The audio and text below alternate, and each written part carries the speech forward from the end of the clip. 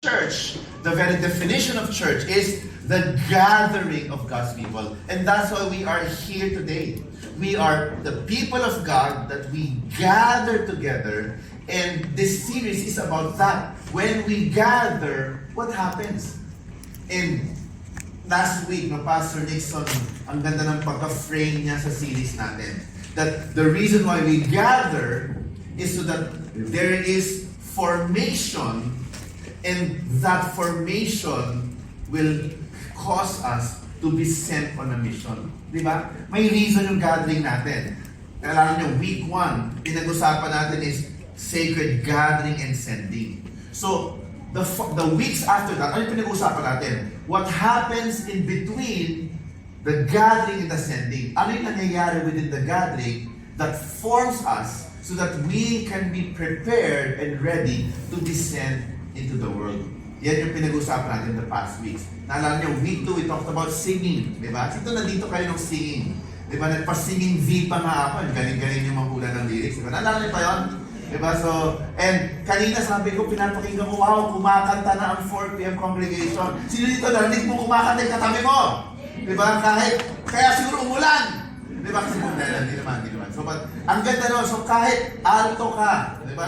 Naalala mo kung na alto? Alasa, tono, di ba? Kahit ala ka sa tono, singing shapes you. It shapes your thinking, it shapes your emotion, and eventually, whenever you engage in the discipline of worshiping God through singing, it translates in your life, in your living. And the week after that, we talked about the word, the sermon. That Pastor Nixon preached about the word of God, and that's why tayo pag nag-preach tayo dito, diba? Importante, dala natin itong Bible natin. Sino ito? May Bible kayo! Diba? Kung wala, I encourage you, invest in a Bible. Because, remember yung kay Pastor Nixon, diba? It was yung sa Nehemiah, Ezra carried the Word of God. And he read it in front of the people. That's why, nandito ngayon ako sa stage, diba? Parang yun yung picture na may lahat ng sinasabi natin dito, gusto natin according to the Word of God. And the reason why ang ganda ng gathering. Bakit? Bakit, Pastor? Hindi na, pwede naman makinig ng Word ni God sa podcast. Hindi ko na kailangan mag-gather. Pwede naman, nasa bahay lang ako, kami lang ni God, meron naman akong access sa Word niya. Pero bakit importante that when we gather, importante yung sermon. Yung sermon is not the time na matulog tayo. Ang namig din sarap matulog, di ba? But, ito, pag podcast kasi, no problem with podcast. I listen to podcast. Pero pag podcast, di ba, pwede kang mamili ng gusto mong topic, di ba? At minsan, meron tayong mga favorite topic. Tama? Na yun lagi hinahanap natin, love of the Father. Gusto ko lang puro preaching, love of the Father. O sino ito yung gusto nyo preaching puro financial success. Gusto ko yung mga preacher, but when you go here on a Sunday, ito yung maganda pag Sunday, wala kayong control kung ano yung ipipreach ng preacher sa Sunday na. Tama? So what happens? It forms you. Because many times, that's our tendency. We just want to listen to what we want to listen to. And we end up, hindi tayo na-form. Yung pala, sa Panginoon, ang dami niyang pwedeng i-deal sa atin. And many times, how many of you naramdaman nyo ito minsan? Na parang pinaparignan kayo ng pastor. Diba? May diba sa, ito natutunan ko kay Pastor Nixon kahapon to na sa preaching kasi may tinatawag na hermeneutics. Ang hermeneutics is how you study scripture. For preaching, inaaral mo scripture. At doon kay Pastor Nixon, minsan ang pastor, hindi na nag-hermeneutics, nag-hermeneutics. Diba? Parang nananakit yung pastor ng 2 p.m. service, no? Si Pastor John, naninigaw. Diba? Tinatamaan kayo kasi nga, hindi kayo sanay, na nasanay kayo sa isang putahe lang, isang ulam lang, kasi yun yung favorite preaching nyo. But there are times that God wants to form us. And when God wants to form us, sometimes the Word of God cuts through our hearts. And then it forms us. It shapes us. Tama? Ayun yung maganda kay God. Bago ka niya i-form, winawasak ka na muna. Sino nawasak na kayo ng Panginoon? Huwag kayo mag-alala, bago ako nag-preach sa inyo, nawasak na ako. So, ako naman ang mawawasak sa inyo. Diba? So, that's yung kaganda ng the discipline of the weekly gathering. Wala tayong control sa sermon. Today, we're gonna talk about the sacrament of communion. Yan, okay? Communion. Now, when we talk about the sacrament of communion, it is true that communion is actually a tradition of the church. Most of us, tayo mga Pilipino, we grew up, lumaki tayo sa isang Roman Catholic culture na ginagawa yung communion. Diba, meron tayong mga certain rituals, meron tayong mga certain understanding of what communion is. It's a Christian tradition. And true enough, tradition actually forms us. Tradition is meant to be there so that it will shape us. But the question is this: is it possible that tradition will not achieve what it's meant to achieve? Is it possible that tradition will not form us? Posible ba na tradition lang yung ginagawa natin pero walang formation? Actually, it is possible because many times we become too familiar with the tradition that it loses its power to transform. Amen? Kaya nga today, pag-usapan natin communion, na hindi lang to parang, ay, medyo nagutom kami ng sermon mo. At least may konting pampa-energy lang, di ba? Hindi yun. Or maybe we have grown to know about certain things about communion na hindi pala biblical. Di ba? And that's what we're going to talk about today. That yes, it's tradition. There's nothing wrong about tradition. Because itong weekly gathering natin, this is actually tradition. Ulit-ulit natin ginagawa. For decades, for centuries, Christians have been gathering day, week after. So this is tradition. Singing is tradition. Communion is tradition. But I hope, ito yung goal natin, na sana hindi lang empty tradition. But I hope that when we talk about communion, it's tradition na mafo-form tayo. Because communion can be something familiar and we may not understand what it truly means, and therefore, di natin alam paano tayo nasa-shape ng communion. So that's my goal this afternoon, that we will understand what communion is, so that whenever we do it, it forms us, it shapes us. I remember in the 1980s, there's a movie named Karate Kid.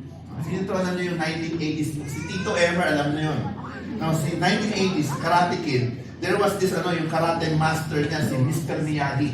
Yung kanyang estudyante si Daniel. So kung may Netflix kayo, panoorin niyo yung hindi yung Jackie Chan version, yung 1980s version ng Karate Kid. And in that movie, si Mr. Miyagi, kausap niya si Daniel, yung bata. Sabi niya kay Daniel, I teach you karate.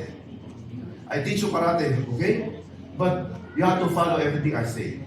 No questions. So si Daniel, okay. So, I'll teach you karate. Now, get this on. Wash this car. Sabi, with your right hand, wax on. Tama, right ba? Right hand, wax on. With your left hand, wax off.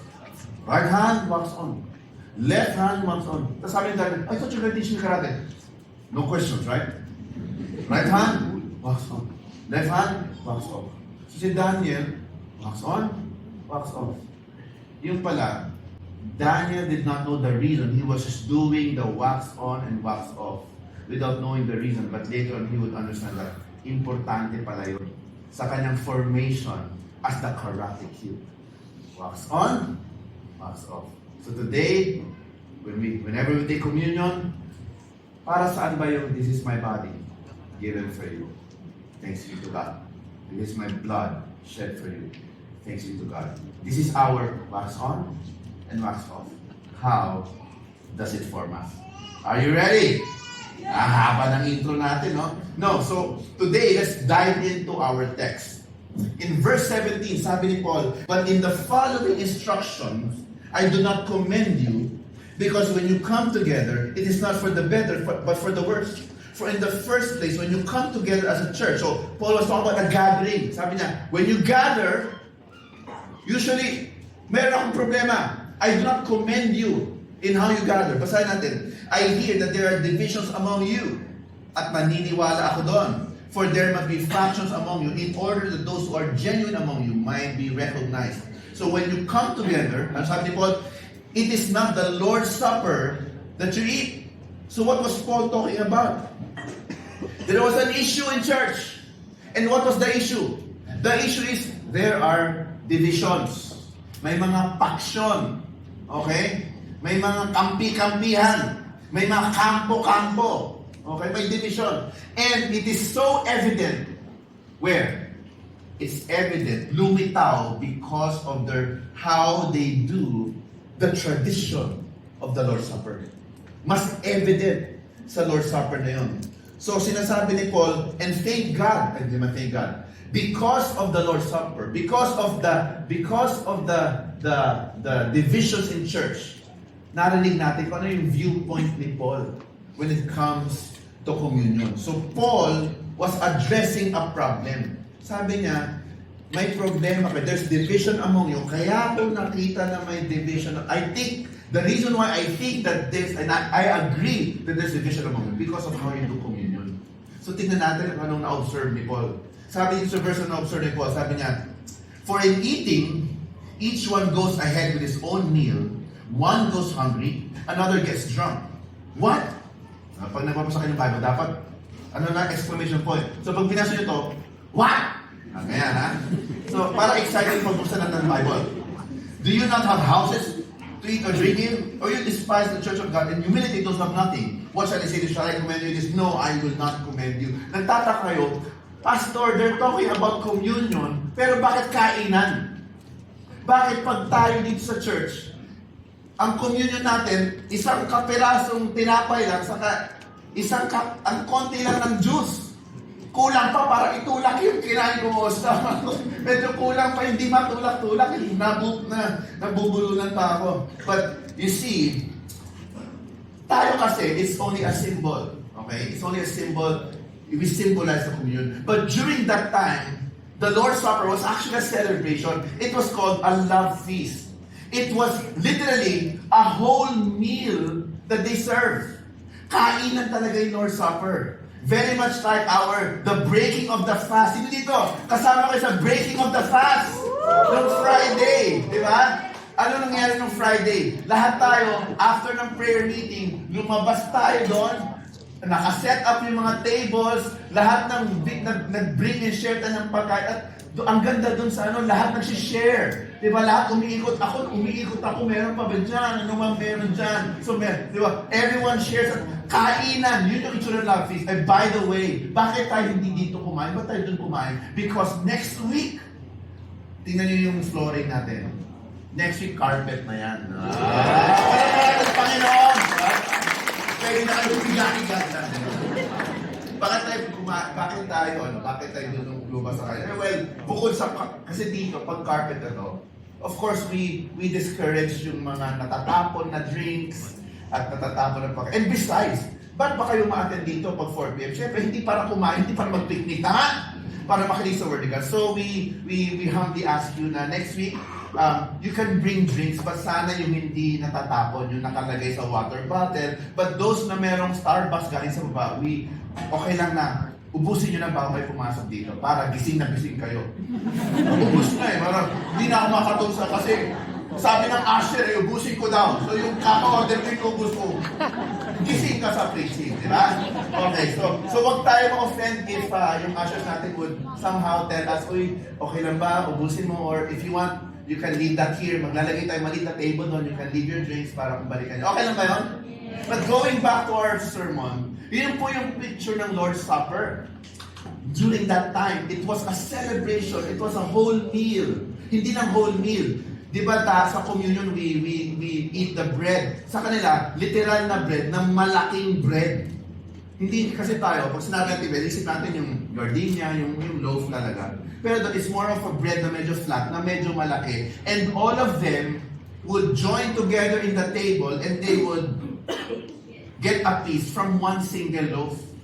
Di ba? So ito yung issue ni Paul. Sabi ni Paul, in eating, each one goes ahead with his own meal. One goes hungry, another gets drunk. Okay, basahin natin sa Okay, anong sinasabi niya? Ito yung sinasabi. When you come together, sabi, kitang-kita ko yung social distinction nyo.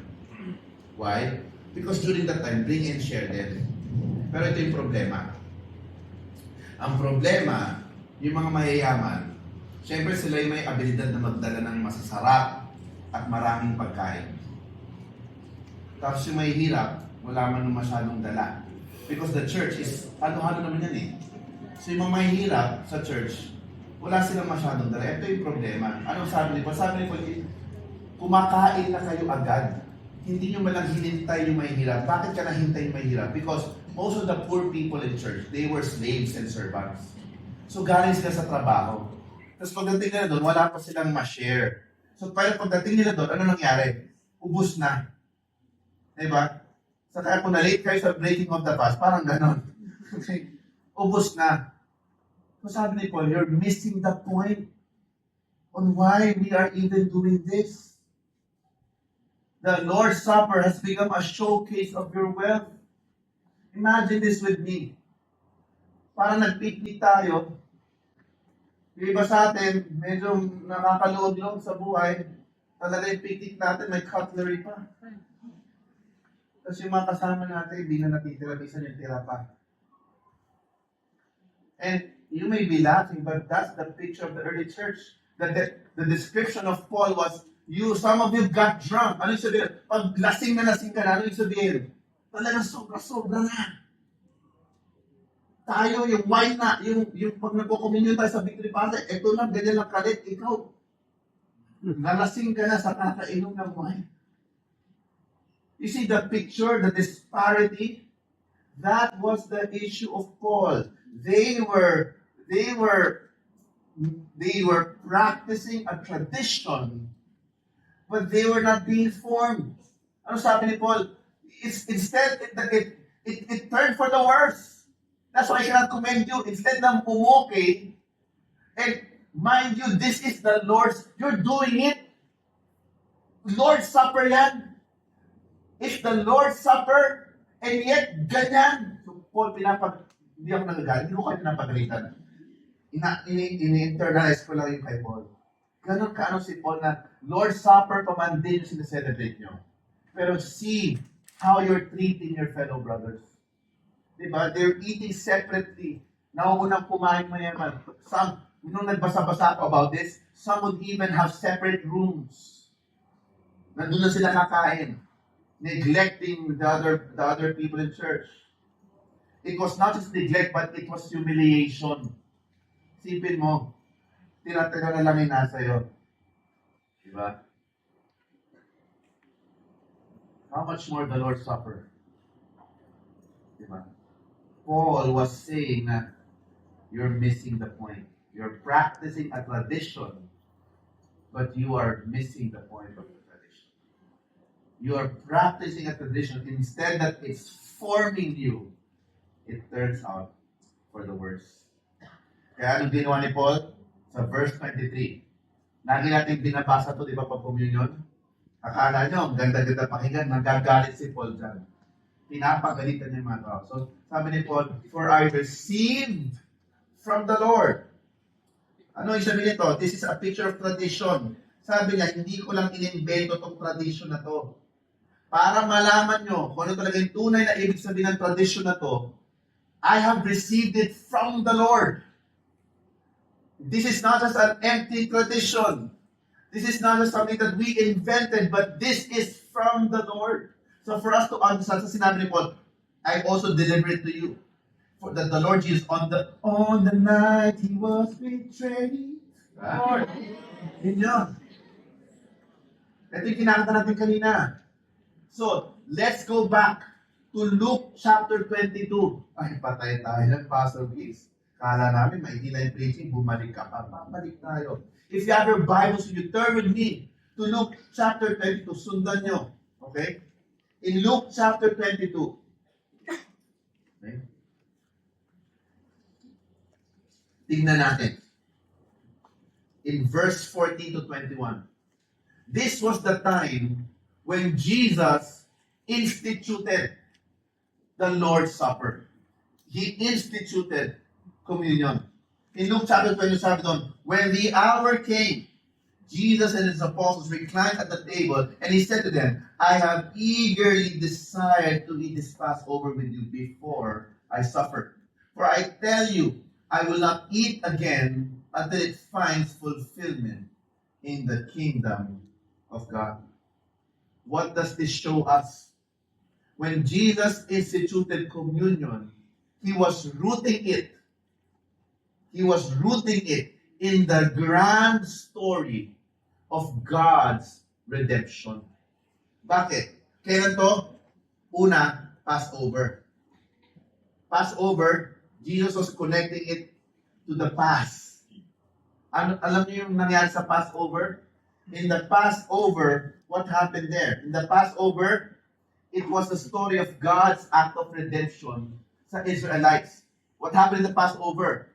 In the Passover, ano nangyari? Sabi ni God, lagyan niyo yung doorpost niyo ng blood of the Lamb, and the angel of death will pass over your homes, but yung mga walang ganon, mamamatay yung firstborn son. So when the angel of death passed, it was both a judgment. So the Passover was both a judgment on who? The Egyptians. But it was redemption for who? The people of Israel. Yun na nga sa Passover. And for years, the people of Israel were celebrating that as a reminder that what happened in the Passover, it's where their identity is rooted at. Kaya importante sa kanila yung Passover. Because in the Passover, not only were they redeemed, but in the Passover, they were slaves. But because of the Passover, they became a nation for themselves. Yung po yung ginawa ng Panginoon, it's not just redemption, but they became a people. Why? Because before, they were not a people. Wala silang sarili nilang sovereignty. Bakit? Alipin lamang sila ng Egypt. They had no identity. So the Passover was, kung doon nakaangkla yung kanilang identity. And every year, they would remember the Passover. This is our identity. This is our source of identity. And Jesus is saying, I'm very eager. I'm very passionate about this Passover meal. Itong Last Supper na to, excited ako dito because sinasabi niya, this will be the last time that I'm gonna eat with you like this. And the next time that I'm gonna eat with you like this, when?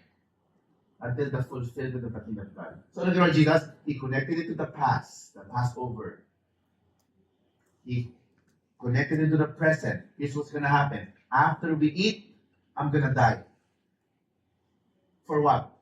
I'm gonna change the meaning of what you celebrate. Hindi na Passover si celebrate nyo. I-celebrate nyo na itong meal na to. This will be now the Lord's Supper. From Passover to the Lord's Supper. Because for us Christians, the central demonstration of God's redemption is not the Passover, but the death of Christ on the cross. Nakikita yung ginawa ni Jesus? Kaya sabi niya, itong gagawin ko, napaka-importante ito. This will now be the source of your identity. This is sabi ni Jesus, hindi na yung Passover. What I will do, my death on the cross, will now be the source of your identity. Yun yung sinasabi ni Jesus. So, ano nangyari? So, ang ginawa ni Jesus, eat this bread, okay, ito ba yun? Yun. And he took the bread, gave thanks, and broke it. And gave it, malito ako. And he took the bread, gave thanks, and broke it. Right? And gave it to them, saying, this is my body which is given for you. Do this in remembrance of me. So may elements. Ano yung elements? Bread. So, una sabi ni Jesus, bakit importante ito? For us, hindi natin alam ba't importante yan. Pero bakit importante ito? Because the Passover, ito usually na script. Sa Passover, sinasabi doon, this is the bread of affliction which our fathers ate. Tapos sasabihin ng may hawak nun, whoever is needy, let him come and celebrate. Passover, now we are here. Next year, we may be in Jerusalem. Now we are slaves. Next year, we may be free men. So yun, nire-recite nila. So binago ni Jesus. Dati, this is the bread of affliction. So ito yung kinain ng mga ninuno natin. Kasi every time they celebrate Passover, may tanong yan. Bakit natin ginagawa to? Kasi nga, this is the bread of affliction. So sabi ni Jesus, this is the bread. This is my body. What's that picture? It's a picture of substitution. For your freedom, I will be afflicted. Binabago ni Jesus. For your redemption, I will be afflicted. Ako ako ang kakarga ng affliction. This body will be broken. It will be offered up in your place. Jesus is saying, I am now the sacrifice. Just like that lamb that was broken, I will be the sacrifice. For what? In your place. Anong ginagawa ni Jesus? Right now, your identity is no longer tied in what you can do for me. Your identity is now tied to what I have done for you. Next, sabi ni Jesus, the same way after the supper, he took the cup saying, this cup is a new covenant in my blood, which is poured out for you. He took the cup, and what is the cup? It's the covenant. Ano yung covenant? Bakit sa new covenant? It is a new covenant because in Jeremiah chapter 31, verse 31 to 44, sabi doon, basahin ko na lang, no? Jeremiah 31. If you have your Bibles with you, turn there, you can read with me. Pastor, ang preaching mo, daming turn your Bibles, ha? Totoo yun. Kasi nga, tinuturo ko kayo na, as an application sa preaching last week, di ba? Kailangan, may dala tayong Bible. Jeremiah 31, verse 31 to 34. Wala yung sa screen, wala pa yung tumingin dyan. Nasa Bible yan. Basahin ko na lang. Sabi doon, behold, the days are coming, declares the Lord, when I will make a new covenant with the house of Israel and the house of Judah, not like the covenant that I made with their fathers on the day when I took them by the hand to bring them out of the land of Egypt. My covenant that they broke, though I was their husband, declares the Lord. For this is the covenant that I will make with the house of Israel after those days, declares the Lord. Ano yung covenant na gawin? I will put my law within them, I will write it on their hearts, and I will be their God, and they shall be my people. And no longer shall each one teach his neighbor and each brother, saying, know the Lord, for they shall all know me, from the least of them to the greatest. For I will forgive their iniquity, and I will remember their sin no more. What is the old covenant? The old covenant was based on their obedience to the law of God. But here's the problem. They cannot perfectly obey. That's why when you read the Old Testament, it's always, sino dito pa nagbasa kayo ng Old Testament? Napapakamot kayo ng ulo. Ang bait, ang buti mo. Ang bait-bait na nigan sa inyo, ganun pa rin kayo. Sino napapaganon kayo? Di ba? Kung napapaganyan kayo, tayo ba nun din, tama? Minsan kahit kano kabaya si God, yung sino dito nangako na kay God, Lord, promise this time talaga, this year. This year talaga, hindi na talaga, Lord. But how many of us, we find ourselves nakailang ganun tayo kay Lord? You see, we cannot really keep the covenant of God, right? We cannot keep our part of the bargain. But God is a faithful God, that though we cannot keep our part of the bargain, we are assured that He keeps His part of the bargain. That's why when Jesus said, this is the cup, my covenant for you, your acceptance, your forgiveness, your nearness to me will no longer be based on what you can do. It is now based on what I have accomplished completely for you. Now that you're near to the Lord, now you're reconciled to God, now your sins are forgiven. And sabi ni Lord, I will remember your sins no more. And Jesus said, take this, eat of it. It's a symbol saying that we are His people. We are in Him, and God is in us. So whenever you take communion, if you have accepted the Lord, if you have accepted Jesus as your Lord and Savior, what does it tell us? Jesus is in me. My sins are forgiven. Amen? Ano sabi sa new covenant? God will no longer remember.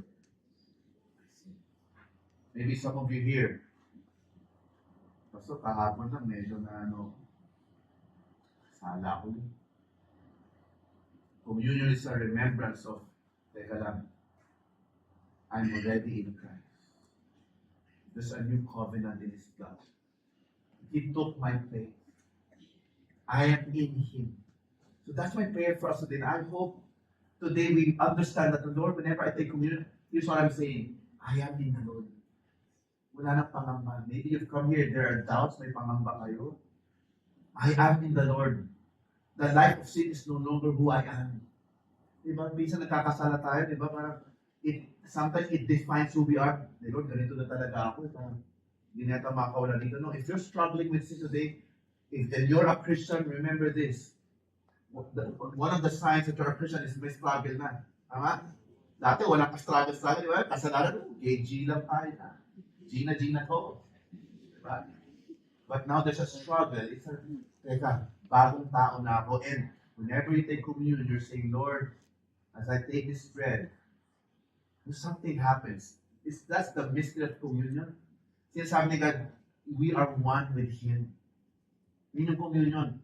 Because of what He has done for us on the cross, we can now be one with God. We are no longer separated from God. And how can somebody who is a sinner be one with God? It's what communion does. It's a mystery. Kaya nga, when nagko-communion tayo, it's a remembrance. I have been forgiven. My sins are paid for. And I'm called to live that life. My identity is no longer tied to my sin.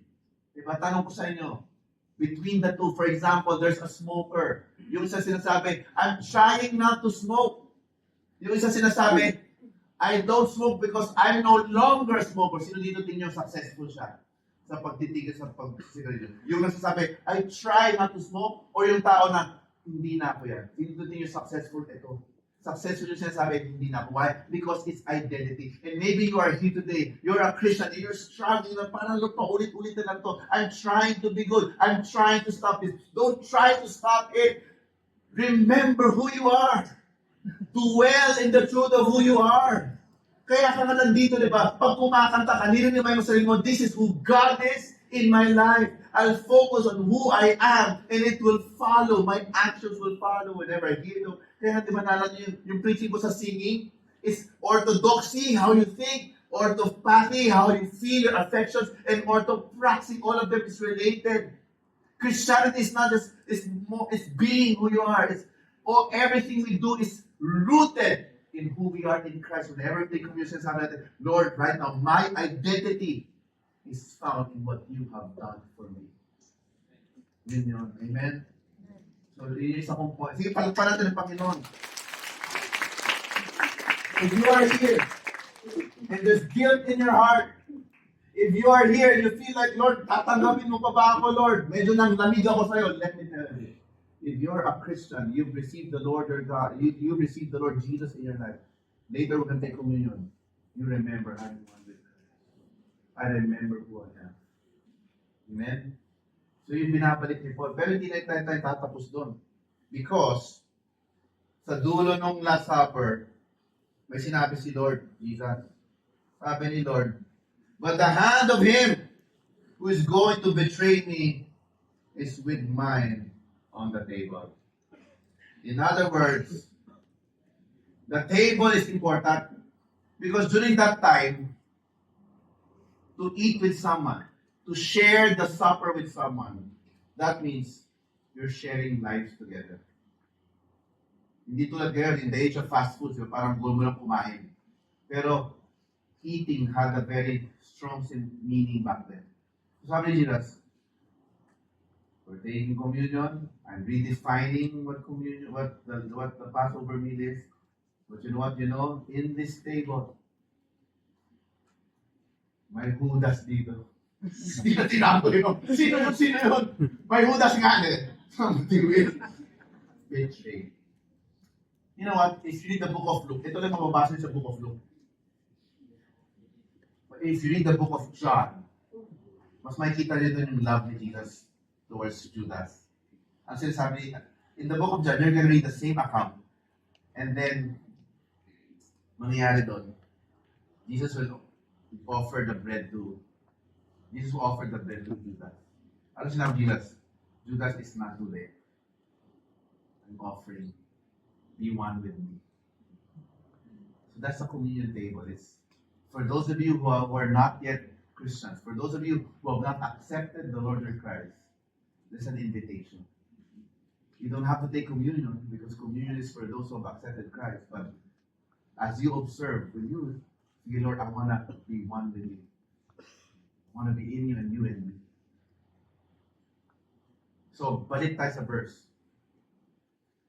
Diba? So, importante yung table. Importante yung relation. So, it's not just our connection with God, but it's our connection with whoever is in the table with us. In the case of Victory Pasay, whoever is in this gathering who joins us in the Lord's Supper. Balikan natin si Apostle Paul in verse 27. Whoever therefore eats bread and drink, skip ko na to, let the person examine himself. Okay, may examination nangyayari. Okay, and then, that is why many of you, teka, may na-miss out ako dito. That is why many of you are weak, and some have died. But if we judge ourselves truly, we would not be judged. But when we are judged by the Lord, we are disciplined so that we may not be condemned along with the word. So, balikan ko lang to. Nawala yung ano. Okay. Nawala yung textbook. But let me read. In verse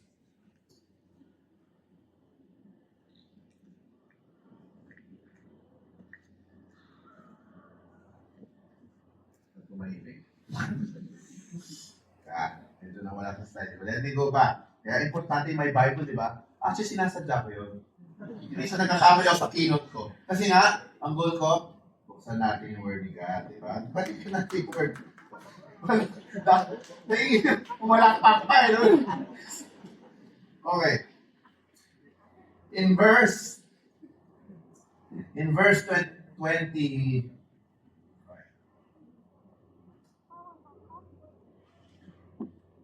ito, verse 29.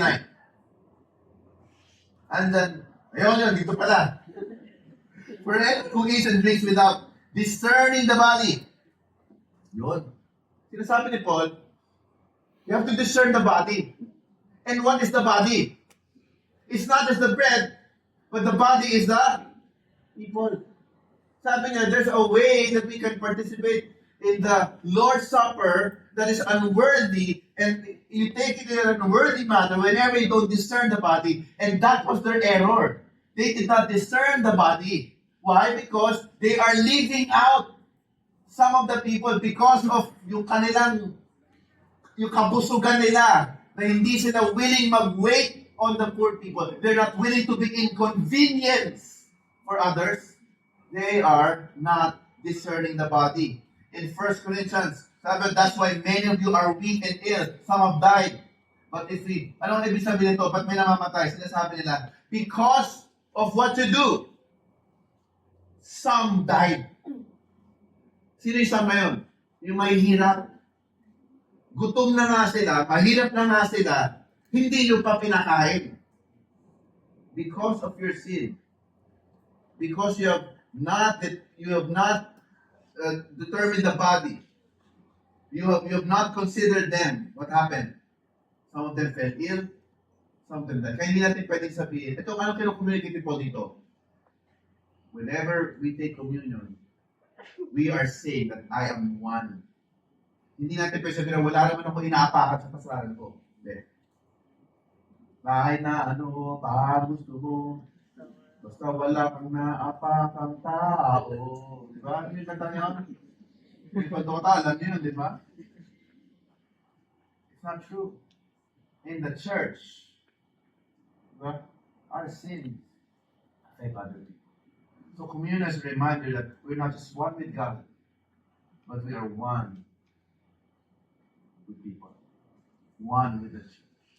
In 1 Corinthians chapter 10, sabi ni Paul doon, the cup of blessing that we bless, is it not a participation in the blood of Christ? The bread that we break, it is not a participation in the body of Christ? Participation, anong word na to? This is the word koinonia. Ano yung koinonia? Fellowship. Fellowship is not just being together, but fellowship is connected ang buhay natin. We were designed by God to be, that our lives are shared with one another. So sabi doon, if you participate in the body of Christ, if you participate in the blood of Christ, the question is, are you really one with people? It's not enough that we're one with God. Na okay lang kami ni God, basta kami ni God, okay kami, pero wala akong pakialam sa katabi ko. Okay lang kami ni God, I follow God, and yet, ang lakas ko mang chismis sa kapatid ko sa pananampalataya. We cannot love God, we cannot love Jesus, and not love the church. We cannot love Jesus and be indifferent to the church. Ay, siya na indifferent. Wala tayong pakialam sa church. Ako, attend lang ako. Diba? Discern the body. Communion is not just being reconciled to God, but it's being one with one another. If you share with Christ, we also share with one another. The deeper our fellowship with Christ, the deeper the fellowship should be with the believers. And the local church.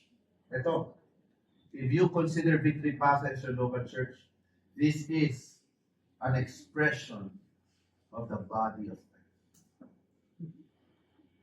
Kaya sabi ni Paul, di ba?